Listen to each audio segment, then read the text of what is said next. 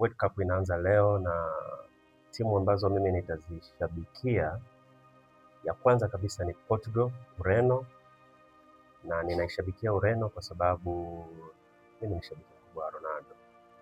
Popote alipo Ronaldo basi hapo kuna mimi, isipokuwa Ronaldo akienda kuichezea Yanga. Kuichezea Yanga sio, lakini timu yote ambayo Ronaldo yupo basi naishabikia. Lakini mbali na kusema ni kwa sababu ya Ronaldo, kiufundi Portugal wako vizuri, hasa kwenye eneo la midfield. Kuna wachezaji wazuri sana, world class midfielders: Joao Neves, Vitinha, Bruno Fernandes, best playing player msimu.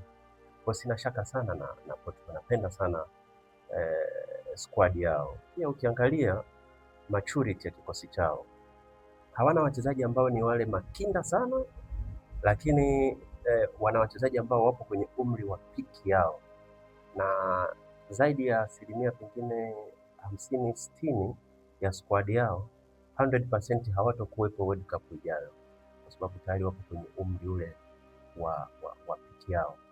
Kwa hiyo ninatamani sana wana deserve kusema kuchukua World Cup hii.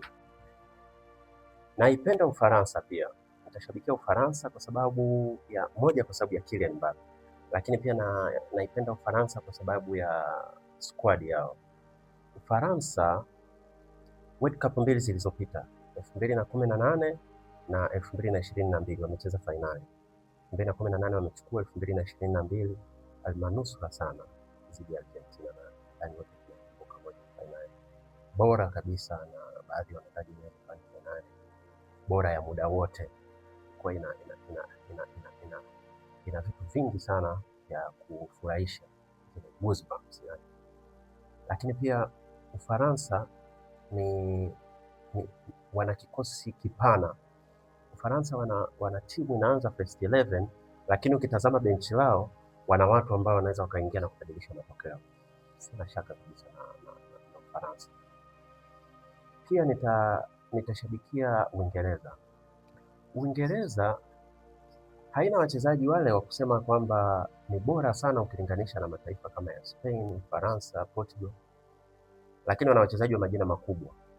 Tunafahamu wengi, tunafuatilia zaidi Premier League, na wachezaji ambao wako kwenye kikosi cha England wengi ni wanacheza katika vilabu vikubwa, lakini bado sijaona muunganiko ule sana wa kuona kama wanaweza wakafanya kitu ambacho ni cha tofauti.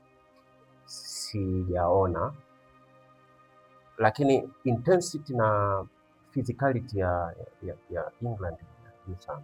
Sina shaka sana, ila siwapi sana kipaumbele cha kwamba wanaweza wakatoa, ila wanaweza wakafika mbali.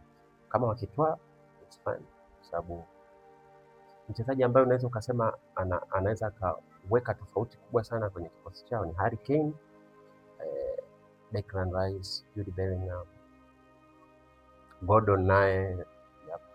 Kwa hiyo sio mbaya, wana watu ambao wanaweza wakafanya kitu. Pia nitashabikia Brazil.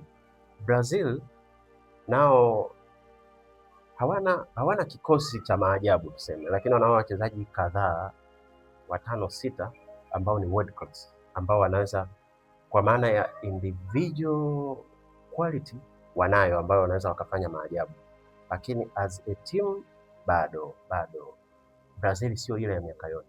Lakini pia kama unavyojua Brazil ni timu ya kila mtu. Kitakwimu wanasema katika watu 10 ambao wanashabikia mpira, at least watu 5 ukiwaambia wataje timu ambazo watakuwa wanazishabikia, watakutajia Brazil pia ndani yake. Brazil imependwa na watu kwa muda mrefu kwa sababu mbalimbali. Kwa hiyo Brazil nayo nitakuwa ninaishabikia, lakini ukiniambia kwa maana ya timu ambazo ninazipa kipaumbele katika ninazozishabikia ni Portugal, Ufaransa, hawa ndio ambao ninaweza nikaona wakifika mbali. Pia timu nyingine ambayo nitashabikia ni timu nyingine yoyote itakayocheza na Argentina. Mimi ni Cristiano Ronaldo, kwa hiyo wanasema bi hapo mwombee njaa. Kwa hiyo kwa namna yoyote siwezi nikawatakia mema timu Messi. Kwa hiyo Argentina, I'm there for you.